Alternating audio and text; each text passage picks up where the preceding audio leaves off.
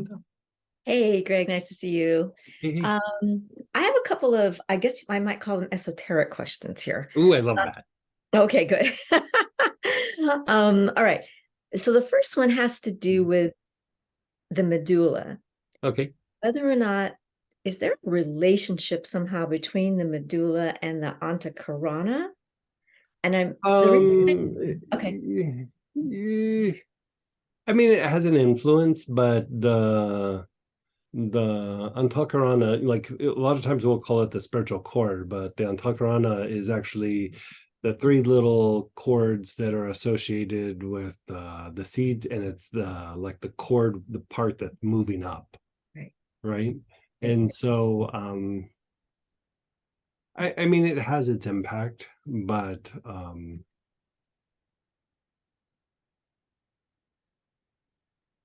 what are you trying to do? Are you trying to just like Okay. strengthen the spiritual So, cord or well, build it? the reason I asked was because I was Uh-huh. doing the three brain protocol Mhm. from the vagus nerve class.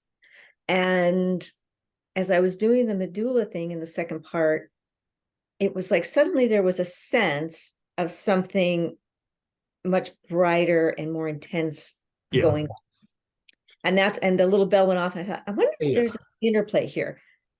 So what I would say, because the vagus nerve is coming out of the medulla, like right by the, like I could show you a picture of, we can dig it up here at some point, but and so it is tied to this connection between the heart and the crown, which is impacting a segment of the cord, the spiritual cord.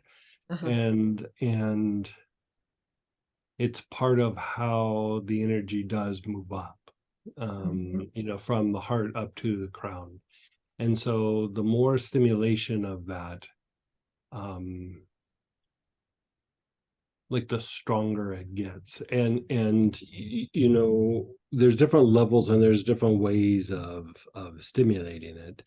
We did something very relatively directly, but even when you're doing like your meditation with your awareness on your heart and crown, that's kind of doing it a little bit. And then you do the lama yoga with the head going up and down, Mhm. that's doing it a little bit. And all those things are contributing, but as that center gets stimulated, it starts to accelerate.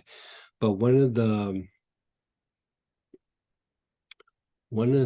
of the stronger ways to stimulate it is by working the three brain itself. Like, it's very toning to the vagus nerve, it's very like stimulating to the medulla, and it's very stimulating to that connection between the heart and the crown. So really what starts to happen over a period of time is where we're building this kind of like pillar, you could say. And one of the ways to build it very quickly is actually by working the three brains. And right now we're like getting used to them and putting your awareness on the three and balancing them out, and trying to keep your awareness on them like relatively equally. And then we did the body mapping stuff to give that pillar more building material.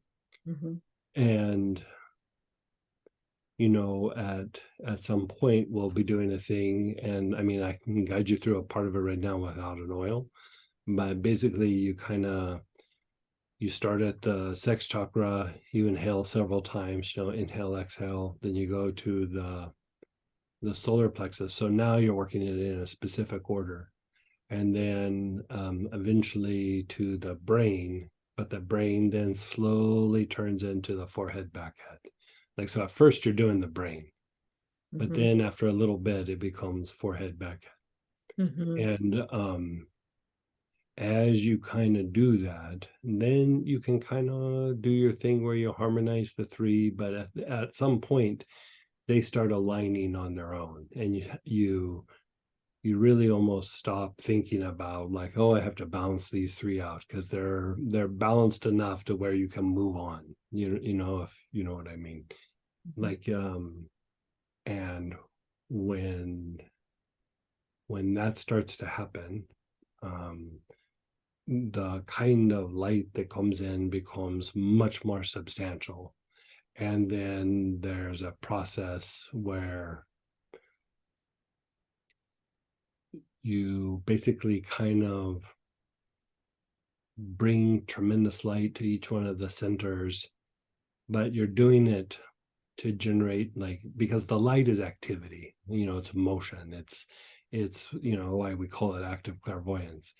And you go through and you do this purification process, and it just starts shedding lower vibrational energy from the form, like in a very substantial way, very, very substantial way. Almost to the point where it can be a little bit overwhelming. Mm. But that's why we do it like in steps. So by the time you get there, it's not overwhelming. Like if you just jumped into it, it'd be a rough week or two. Like, you'd probably have like bad headaches and a backache, and, just like when really deep energy moves, it's a little rough on the body a little bit. And so, I mean, I can run you through that right now. So if you want to experience that, we'll be using oils that will amplify it quite substantially. And there's a little bit of a buildup before and a little bit of a thing that you do after. But, if you guys want to do it, let's go ahead and just do it. Like, we could do like a little 5-minute version of it, but this way you have something to practice if you'd like. Okay, I would be up for it. I don't know how everybody else feels on the call, so. Well, I counted the votes, and It's unanimous. Everybody. it's totally unanimous. Everybody wants to do it. No, I don't know. It's a little 5-minute thing, so it won't be very long. And Okay. we are going to do picking up where we've done the body mapping, and we're going to do the thing where we're using the body mapping to like give the pillar of light like more building material, is the best way that I could say it. And once we do that, we are going to do the like advanced vagus nerve work, and it's a rocket ship. I mean, the first one's a rocket ship, but the it just keeps building on everything that we've been doing. I mean, it is totally a practice unto itself. Yeah. And So we won't do that till December, but Yeah. yeah. It sounds to me like this also leads into my second question, which is about the nerve fluid. So is this part of what helps us to develop the ability to do that? Yeah. Okay. Yeah. Okay. Yeah. Especially building the pillar of light, the nerve fluid gets substantially like more potent. Yeah. Okay. Yeah. Cool. Yeah. Thank you. And I'd love to experience it. So yeah. So I mean, it's just like working the three brains, but in a very specific way. Here we're not going to use an oil, we're just going to do a little meditation, but close your eyes, just notice how you feel.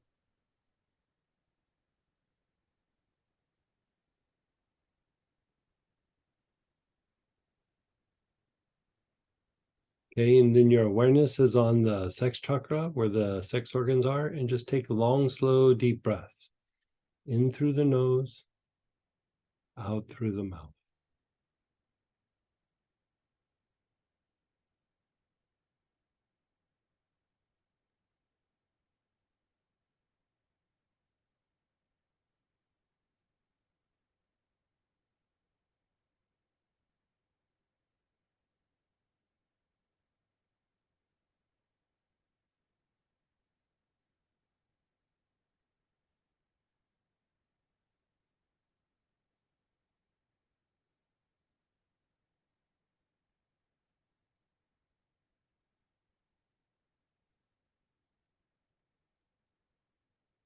Then move your awareness up to the solar plexus, the area below your ribs on your upper abdomen.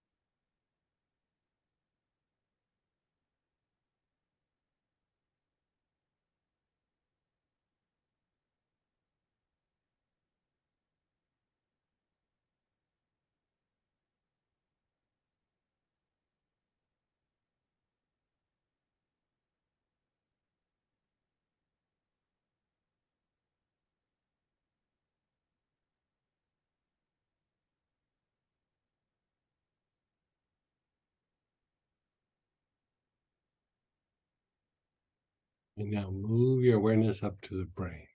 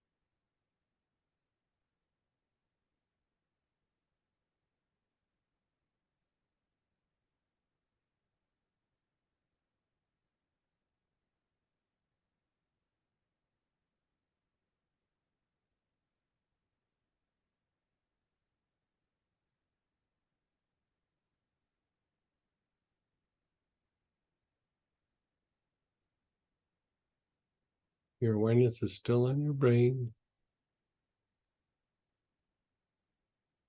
Gently switch to your awareness being on the forehead and the back head at the same time.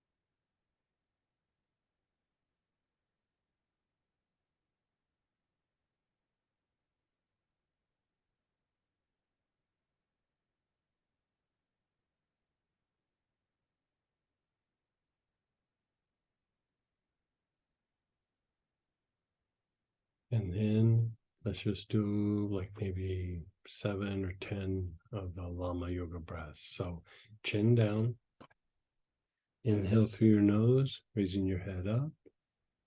Exhale through the mouth, head going down. Inhale up, exhale down. Inhale up, exhale down. Inhale up, exhale down. Inhale up, exhale down. Inhale up, exhale down. Inhale up, exhale down. Inhale up, exhale down. Inhale up, exhale down. Inhale up, exhale down.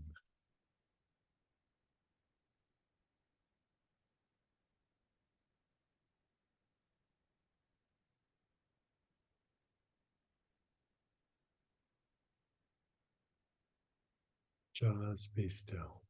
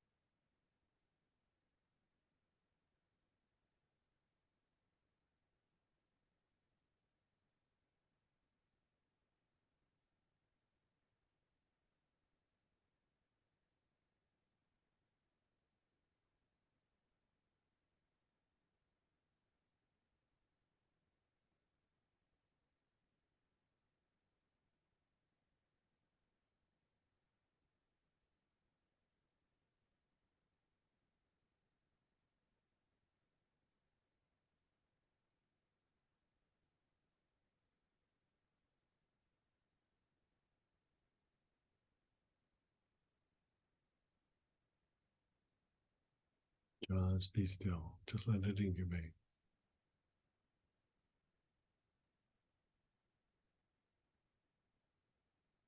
Awareness on the sixth chakra again. Long, slow, deep breath.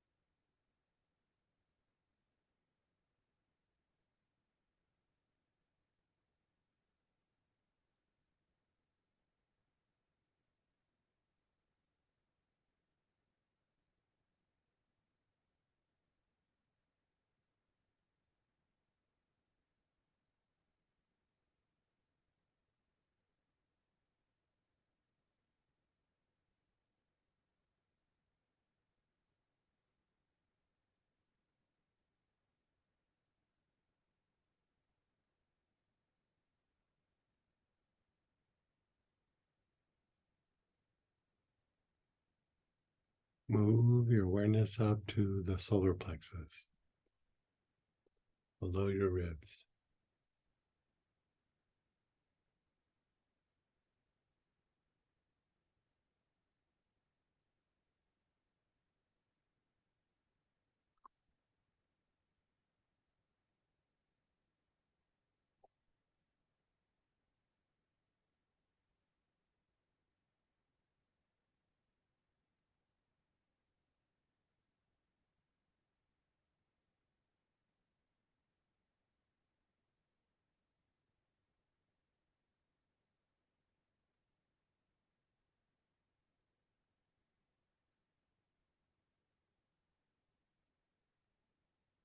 And in your brain,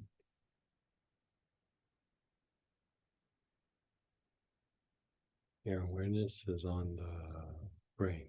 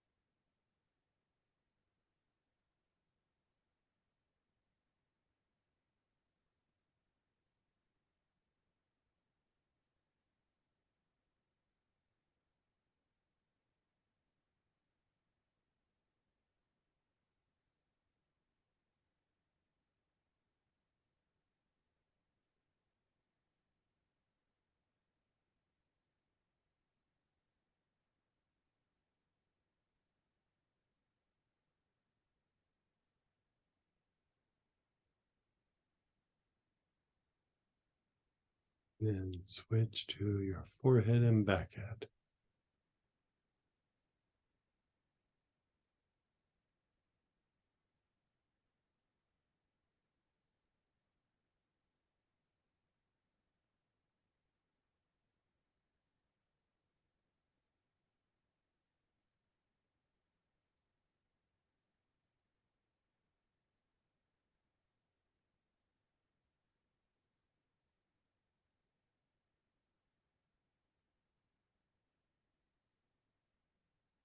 Your awareness is on the forehead and back head.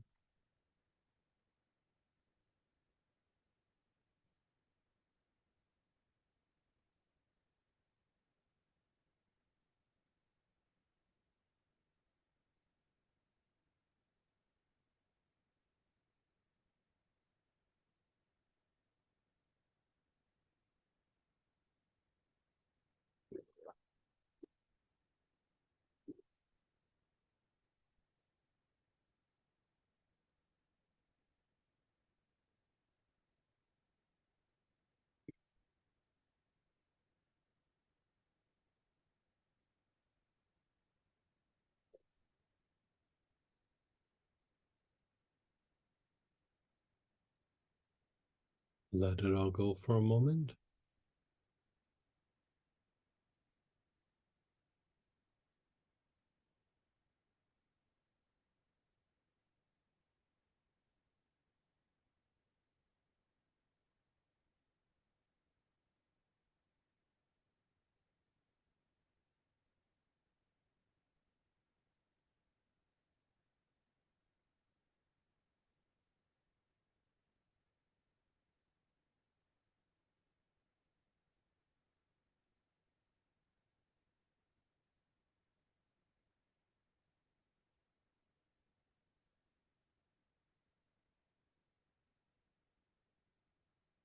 And then chin down. And let's do a few Lama Yoga breaths. So inhale, moving your head up.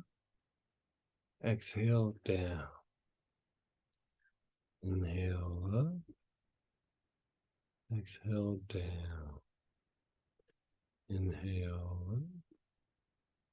Exhale, down. Inhale up. Exhale, down. Up, down. Up,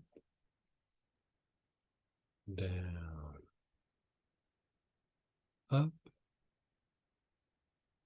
down. Up, down. Just be still.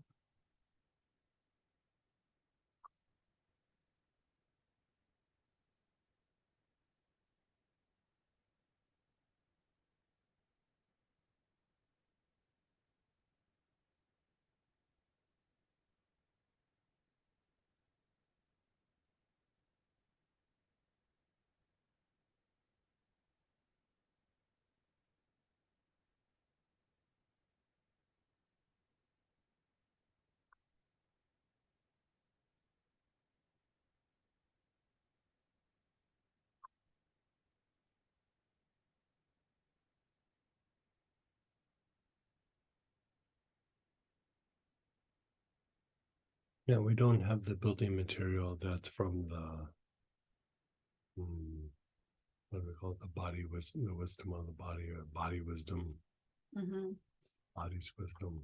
Like I can never remember. We don't have the building material of that. You know, we have to do things to the thymus and some other things, but this is like a little taste of that class. But with oils, it's amplified, and by combining different things from the body mapping, I find that it tones the vagus nerve in ways that I've never seen in any other way. And it's very stimulating to the medulla in ways that I've never seen before. You know, outside of this practice, I don't know that there's a way to do it. You know, maybe there is, but not that I'm aware of. But how does that feel, Linda? Well, when we first started, I have to admit, I was a little giddy because I was very excited about doing something like that. And as we went through the process, I could just feel a certain kind of expansion, I guess, but also a, I want to say firmness or a steadiness. Maybe steadiness is better. Yeah. I think you're describing it perfectly, because, you know, it is like an expansive state, but it's like an expansive state that is got like movement behind it, or momentum. You know, it's for not just sitting on the meditation pillow, but like going out in the world. And, you know, going back to what we were talking about before, where you're going past the logical mind and you're going into more of the intuitive mind. And so there's intuitive guidance and things, but there's also this ability to like adapt and modify your actions and your behaviors like on the move. And you know, like learning actions and movement and behaviors like this is more of the intuitive mind than it is the logical mind. And when you start to have that, that's like when I sometimes I say, like, you know, there's a situation, let's just walk our way out of it, or let's like dance our way out of it. it's because it's through like a set of movements that gets us out of it, not to like sit and think about it, figure it out, how we're going to do it, how we're going to do the next step, how we're going to do this, like deal with this as a symptom or whatever it is. But it's, you just start doing this movement, and you basically just start evolving out of things. You know, it's it doesn't matter where it's at or how deep it is or how much of a tailspin you've been in. You just start walking your way out of it. And you know, it could be a bad situation in business, it could be, you know, something to do in a relationship where, you know, it might be that you walk out of the relationship, or that you start doing something different in the relationship, and the relationship grows and evolves in ways that it wasn't going to. You know, so there's all these like variations that are like potentials. And you know, that like that firmness or that density that you're talking about is, it's light, but at some point it feels like an expansive state. But once that light, or you know, another way of saying the light in the mind would be even that flash of inspiration, once it starts to get processed, it gets denser, like it gets like more physical, and it Mm. starts to be closer to what's going to start engaging, you know, action or activity. And so like I think you described it to a T. Like you know, it's a hard thing to describe, but there is that kind of denseness, or that like vibration, or that almost feels like light is physical, Yeah. and then you can start acting on it. Yeah, and it is literally the fuel that then starts to help you to take action, or to think, or to feel, or adjust, adapt. You know, because even if you think about like in spiritual practices, one of the things that's mm, it's not the fastest, but is probably the like like saying that it's the safest isn't the right way. It's just safe because, you know, people are less likely to like fall or act out, you know, fall like because of pride or something. Mm. um would be devotional practices, you know, just being devotional to a deity or to a teacher or to a set of teachings. And in that, you're you're being devoted to like an idea or an ideal. And you know, devotional practices a lot of times involve being devotional to, like Christians, they're devotional to Christ, you know. And if you're Catholic, you're devotional to Christ and maybe a couple saints, you know. And if you're Buddhist, it might be the Buddha, or it might be, you know, one of the other beings. But in that, in that devotional practice is this aspect of mimicking the teacher. You know, you watch the behavior and then you mimic the behavior. So in the Hindu tradition, you know, there's the being that is known as Rama, Mhm. and his greatest disciple is Hanuman, which they portray Hanuman as like a monkey faced god. And the reason why a monkey, it's not that he was a monkey, it was just monkeys mimic anything that they see. So if you pick something up, they pick it up. If you throw it down, they throw it down. Mm. And so he's considered, you know, one of the greatest disciples because he constantly watches his teacher and mimics the teacher. And why this is important is it is tapping into the intuitive mind. Like that's not the logical mind doing that. It's learning a behavior that is, you know, beyond rational thinking. And so the idea is that the intuitive mind taps into the communication with the higher soul and your ability to connect with the divine. And unless we're getting flashes of intuition, how do we go there? How do we take it there? And so by mimicking like a great teacher or a guru or a saint, or you know, whatever it is, you're tapping into that intuitive mind and you're learning a behavior that increases the connection to the divine. And eventually like it produces a kind of oneness where then you just keep going deeper and deeper with it because you're already in the intuitive mind. Mm. And that is bringing in that light. It's a different way of bringing in that light that eventually becomes, like a concretized light or a processed light. And the thing with like disciples of great teachers, they're not sitting around and meditating. Usually a disciple of somebody is very, very busy. Like they're very, very, very, very busy. And so they are constantly having to put things in action. And you could say that, like in the Buddhist tradition, in the Nyingma tradition, they refer to it as spirituality and action, or spirituality through action. And in some of the other traditions, they would call it being spirited rather than being spiritual.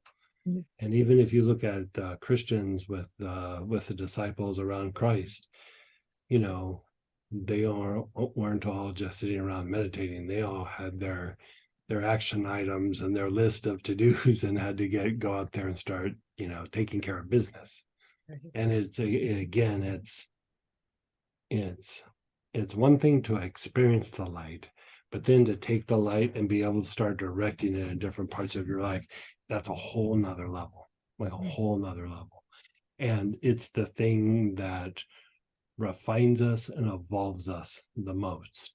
And so evolution could be like, spiritual development, it could be psychological healing, it could actually even be physical healing. It's like the way to accelerate healing the body is by engaging these processes like that. And so,